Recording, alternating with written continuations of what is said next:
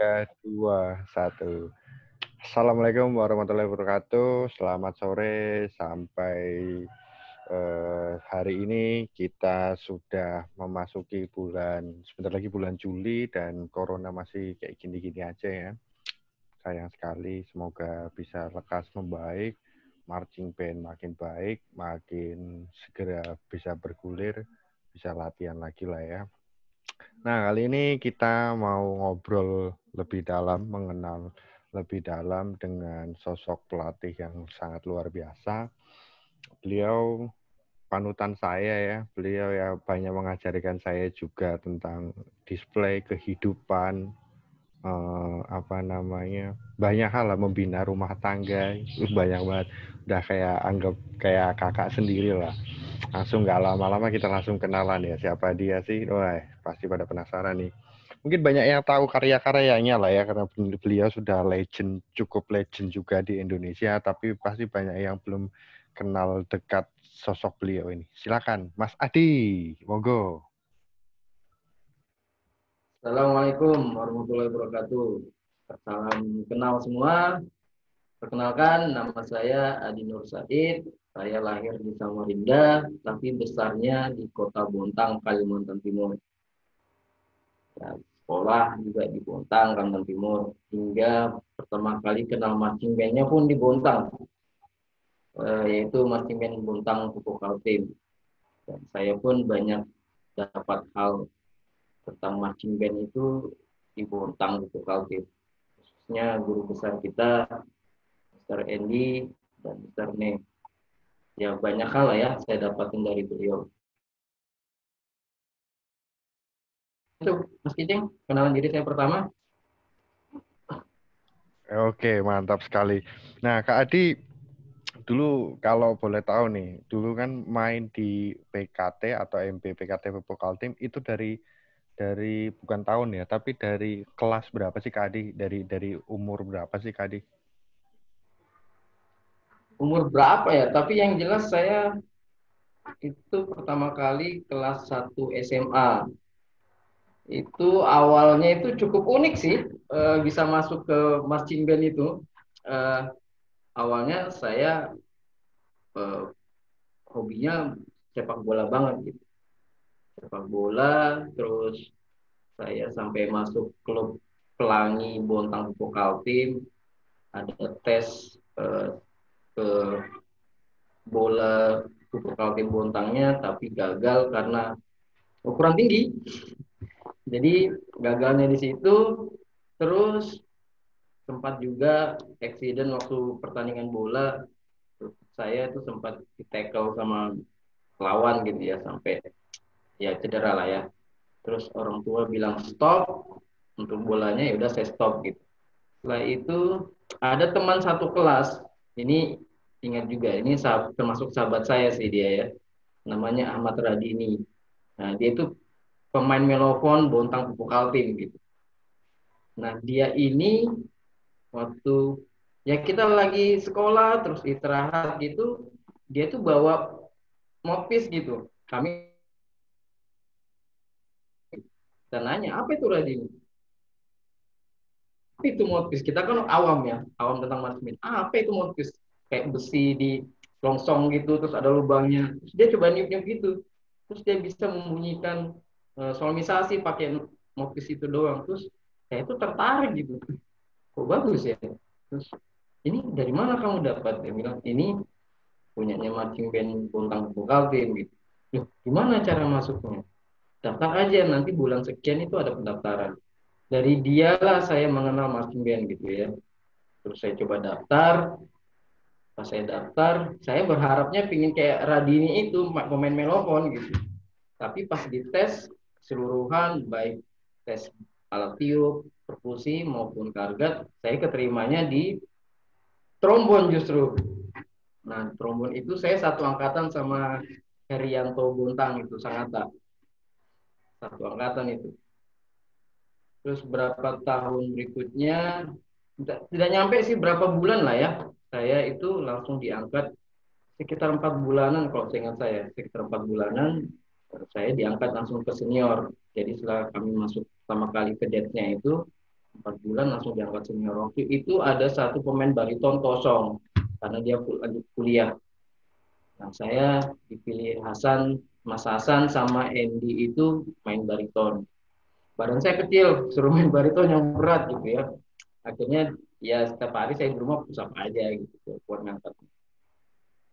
Nah, selang berapa tahun saya makin tertarik dengan melofon gitu ya. Melofon ini suaranya selain indah, merdu, tapi juga bisa membuat musik itu hidup gitu. Nah, itu yang membuat pertama kali saya tertarik.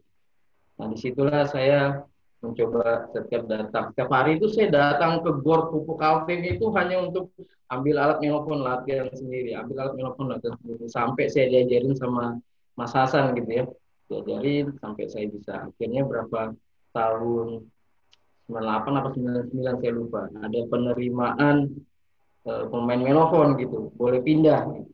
Karena saya udah siap di tes waktu itu, ya udah saya kepilih. Ya terakhir saya bermain di Botol Pukaltim itu 2001 ya, sebagai asistennya Rene, asistennya Andy juga di display dan di pelatih display dan pelatih brass gitu ya. Setelah itu saya keluar eh, mencoba cari pengalaman, gimana sih rasanya pengalaman di luar itu. Ternyata berat. Begitu Mas Kiceng. Wow, luar biasa ya, mantap banget. Berarti memang dari awal bisa dibilang juga apa ya, mungkin gara-gara di tackle bola ya, akhirnya terjun ke sampai marching band ya. Kalau dulu ngegoli terus lolos jadi striker, mungkin sekarang udah di tim mana gitu ya. Nah, Ada dua Mas Kiceng, di hmm. tackle sama tingginya nggak cukup. Iya, iya, Tingginya iya, nggak iya. cukup, makanya gagal.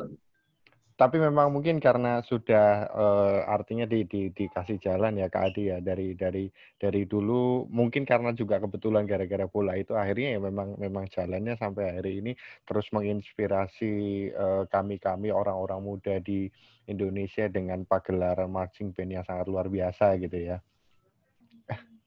Ya, ya betul. Tapi ada satu cerita lagi, Ceng, Apa? Kenapa? bahwa Kenapa? Kenapa, Mas? dari pertama saya masuk marching band itu tertarik sih, tapi belum hati ini belum menyentuh banget gitu. Sampai saya mau kuliah gitu, saya tuh pingin masuk isi Jogja gitu ya.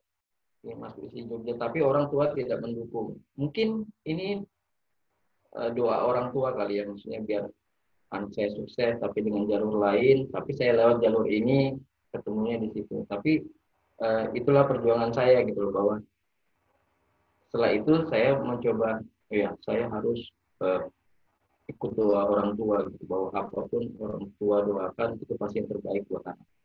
Itu maksudnya. Baik, insya Allah ya Kak Adi ya, wow luar biasa banget ya.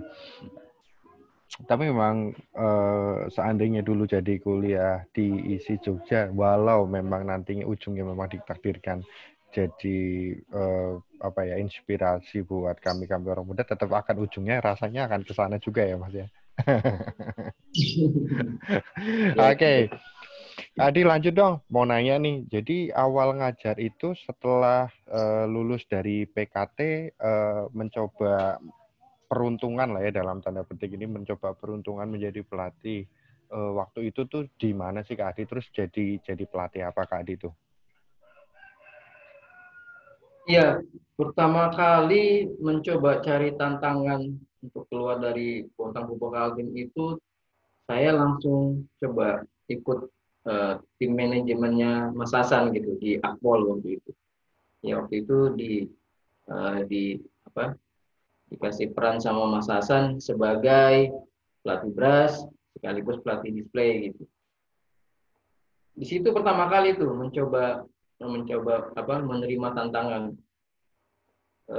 Tantangannya cukup aneh sih menurut saya, karena kita di Bontang Kalti marching band-nya yang menuju ke prestasi gitu ya. Setiap yang kita kerjakan itu targetnya prestasi. Tapi kalau di Akpol ini prestasi juga sebenarnya targetnya, tapi cukup unik gitu, bahwa prestasinya itu harus bisa tampil di 1 Juli. 1 Juli itu hari Bayangkara itu ya. Nah, setiap 1 Juli itu pasti Akpol tampil gitu. Itu sih Mas Kiceng, bahwa pertama kali mencoba mencari tantangan itu di Akpol gitu. Setelah di Akpol saya coba berpikir bahwa kayaknya saya nggak akan berkembang nih kalau di Akpol terus gitu ya. Karena dia tidak orientasinya tidak menuju kejuaraan gitu. Karena di Akpol itu banyak eh, kita itu di dalam box, tidak keluar box gitu. Di dalam box itu ya kita di situ-situ aja, nggak akan pernah bisa kemana-mana. Nah, habis itu saya mencoba membuka diri, siapapun yang mencoba menawar saya gitu, saya mungkin akan keluar gitu. Dan kebetulan waktu itu, oh sorry, waktu itu sempat juga ngelatih di Dumai, Pertamina Dumai, dekat dari Duri inilah. Eh, itu proyek singkat, terus sempat juga melatih di Semen Gresik tahun 2005 waktu itu. Eh, ya sama Mas Hasan juga tim manajemen. Nah, setelah itulah baru saya coba cari tantangan lain lagi gitu. Kalau ada nawarin saya job melatih lagi mungkin saya akan terima. Nah, alhamdulillah waktu itu Andy nawarin saya ngelatih di Akpol gitu. Sempat bingung juga, bimbang juga ini mau ngambil atau enggak. Karena kalau ngambil itu sama ke kepolisian lagi gitu. Nanti di box itu lagi gitu kan. Cobalah ngambil gitu kan. Coba ngambil, akhirnya saya pergi ke Jakarta, tapi waktu itu nggak langsung ke Jakartanya, tapi singgah di Depok dulu. Saya coba nginap rumah teman, namanya Maman gitu ya. Eh, Sampai 1 bulan belum ada kabar kelanjutan gitu ya, belum ada kabar kelanjutan, sampai akhirnya Andy ngabarin bahwa akulnya tidak jadi. Saya sedih gitu ya, wah, kok bisa gini ya. Akhirnya ya sudahlah, saya mau coba di Jakarta, mau stay di Jakarta, coba tanya-tanya teman-teman di Jakarta. Tapi tidak ada karena jobnya udah penuh gitu. Karena waktu itu di bulan-bulan setelah 1 Juli lah, udah dekat-dekat JPMB itu biasanya kan. Akhirnya saya coba berpikir ulang, apakah harus pulang ya ke Bontang gitu. Tapi itu, setelah 1 bulan lebih dari 4 hari lah, Andy kasih tahu lagi, saya disuruh pulang aja, nah, saya dikasih biaya untuk pulang. Akhirnya saya pulang ke Bontang setelah 1 bulan 4 hari itu. Tidak sampai 4 hari di Bontang itu saya langsung ditelepon sama waktu itu sama direkturnya, ya apa wakil direktur Yayasan Pendidikan Cendana Duri Riau untuk nawarin saya ngelatih marching bandnya BCK Duri. Saya kan sudah kenal juga ya BCK Duri ya waktu itu ya. Mantap ini. Tapi kok balik ke Rio ya, jauh banget gitu. Jauhnya itu ya, ya saya akhirnya konsultasi lah sama orang tua. Gimana kalau jauh kayak gini? Karena orang tua kalau waktu di Jawa masih bisa sempat pulang lah. Dulu waktu di Dumai itu sempat nggak pulang karena ongkos biaya balik itu berat banget. Akhirnya konsultasi sama pihak keluarga dibolehkan saya berangkat ke Duri. Dari situlah awal saya bekerja di Mastermind Bahana Cendana Kartika. Itu Mas Keceng. Berarti Mas Adi, berarti itu kurang lebih 16 tahun kah? Enggak sih, 2003 ya Mas ya? Apa 2002 Mas ya? Ke BCK Mas?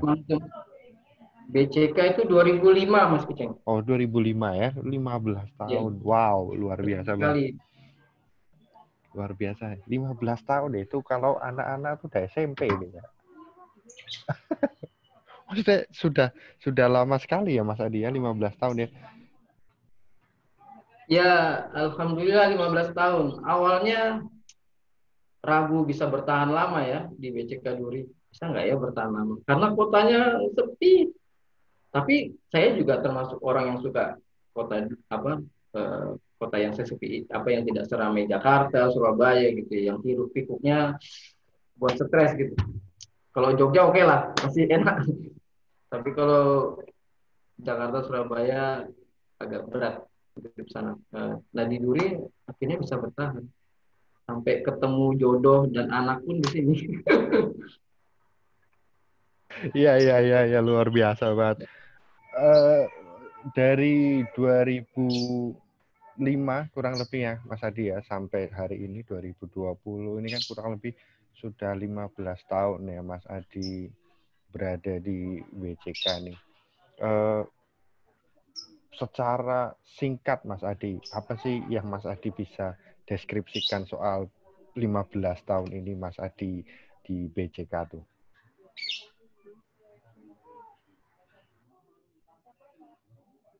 jelas di BCK Duri saya dikasih sesuatu yang besar itu adalah saya dikasih kesempatan untuk berkembang dengan pesat.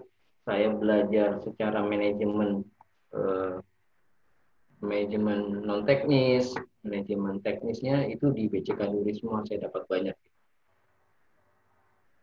Paling utama itu adalah di kehidupan sebenarnya, bahwa apa yang saya jalanin di Bontang sampai ke luar Bontang dan hingga di Duri itu kehidupan yang paling saya dapat banyak hal. Yang jelas itulah Mas Kiceng, bahwa Duri ini banyak mengajarkan hal, bukan hanya dari sisi kamu melatih tok gitu ya, melatih enggak gitu juga. Tapi saya juga dapat banyak dari teman-teman kayak Mas Iwan, Mas Yayan, sama Mas Heri, itu pelajaran tentang manajemennya marching band, manajemennya kepelatihan, manajemen eh, teknis dan sebagainya. Termasuk sini pembina-pembina masuk kota juga. Itu banyak mengajarkan banyak hal ya tentang manajemen gitu. Termasuk Pak Nungki. Itu tiap hari kita bisa, tiap minggu itu bisa ketemu beliau untuk diajak sharing mengenai target dan sebagainya. Itu luar biasa. Di Duri ini saya dapat banyak hal. Dari sinilah saya bisa berkembang, dari sinilah saya bisa mengajar di tempat lain, dari sinilah saya bisa mengembangkan uh, kepelatihan saya, mengembangkan teknis saya. Begitu Mas Kito.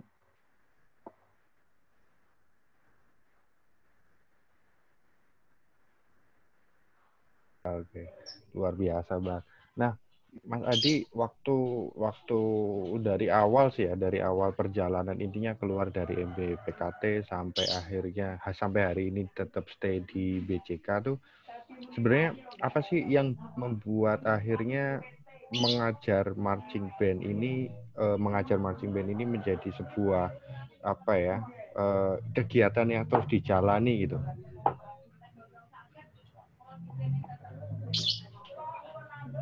Paling gampangnya sih udah nyentuh hati sih Mas Kiceng, udah nyentuh hati banget gitu. Jadi mau nyari apapun gak masuk kayaknya, mending kata marching band deh. Dulu sempat coba keluar dari marching band, tetap enggak juga gitu, hatinya masih di marching band gitu, ingin terus berkarya di marching band gitu. Ya intinya hati ini yang menggerakkan sendiri, tidak ada orang lain gitu. Orang tua siapapun yang pernah ketemu teman-teman gitu juga, teman-teman di Bontang gitu, di balik ke Bontang kita buka ini kita itu. Oh enggak ya, maksudnya nggak bisa ya ninggalin marching band ini. Pernah sempat ya pingin cari apa pekerjaan yang lain gitu ya, tapi nggak juga, nggak bisa. Tetap hati ini, hati saya yang terus menggerakkan bahwa kamu di marching band aja, tidak bisa pindah sih. Itu Mas Kiceng. Ya, ya, ya. Nah, di Mas Adi ini agak lebih dalam sedikit aja nih. Seru mana Mas Adi? Gambar display atau ngajar display? Seru yang mana Mas Adi? Sorry Mas Kiceng, mohon Gambar diulang. gambar display sama ngajar display, seru yang mana menurut Mas Adi ini? Ada perbedaan sih. Mm-hmm. Dua-duanya seru, tapi ada perbedaan. Kalau kalau kita membuat atau menggambar display, itu imajinasi kita harus setinggi mungkin tantangannya gitu ya. Mencoba mencari efek, mencoba mencari sound production, mencoba mencari staging yang pas dan sebagainya gitu ya, bla bla bla gitu ya. Tapi kalau kita ngajar display, itu bukan hanya sekedar mengajar, tapi kita juga harus tahu non teknisnya ke pemain gitu. Misalnya si A sama si B itu sama-sama jago gitu ya berdisplay gitu, sama-sama hebatnya berdisplay. Tapi ada satu pasti non teknis yang membuat mereka berbeda gitu. Nah, kita harus mengenali mereka satu persatu. Itu yang membuat perbedaan sebenarnya saat kita membuat maupun mengajarkan. Yang paling enaknya mana ya? Sama-sama enaknya sih. Nggak ada yang nggak enak, sama-sama enak semua. Sama-sama seru gitu. Kalau membuat tengah malam, tengah malam. Kalau kalau Itu aja. Ya. Wow, luar biasa. Mas, nanya dong, suka atau dukanya sampai hari ini jadi pelatih display apa sih, Mas? Boleh mana dulu? Boleh suka dulu, boleh duka dulu.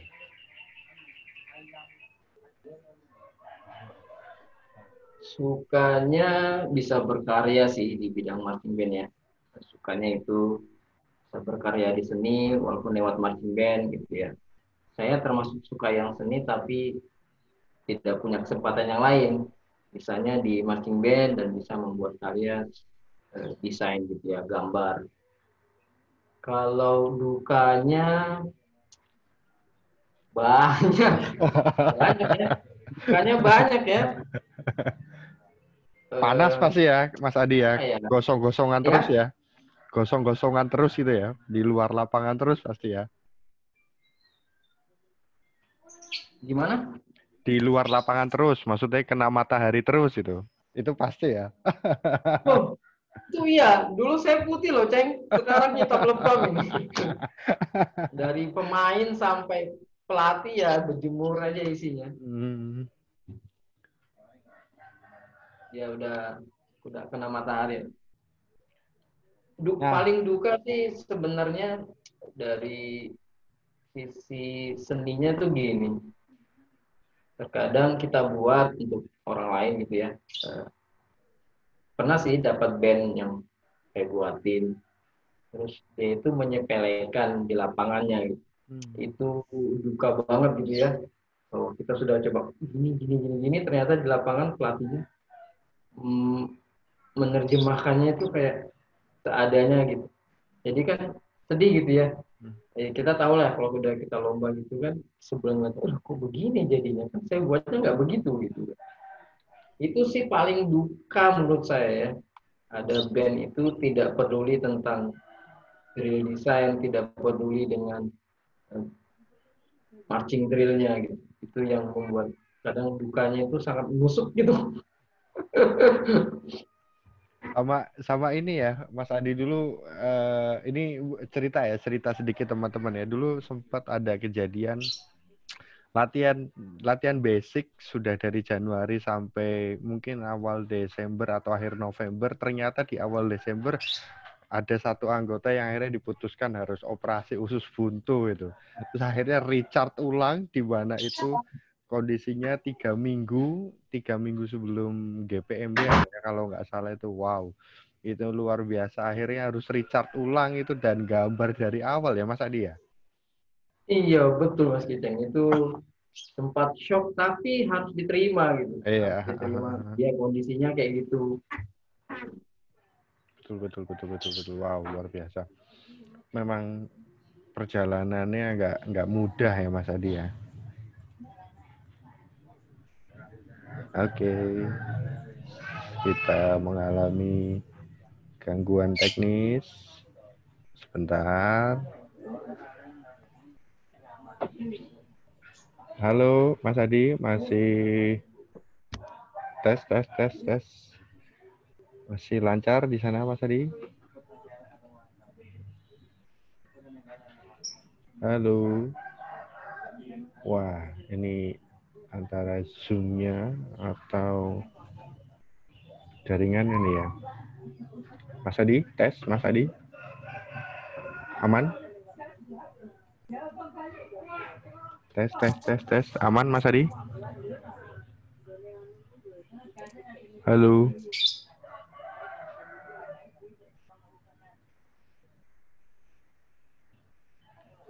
Mas Adi, aman ya di sana, Mas? Suara, halo.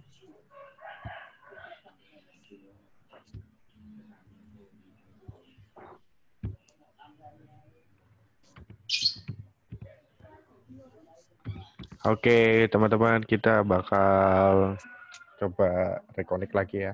Di sini tetap stay tune, mungkin akan ada part 2-nya setelah ini ya.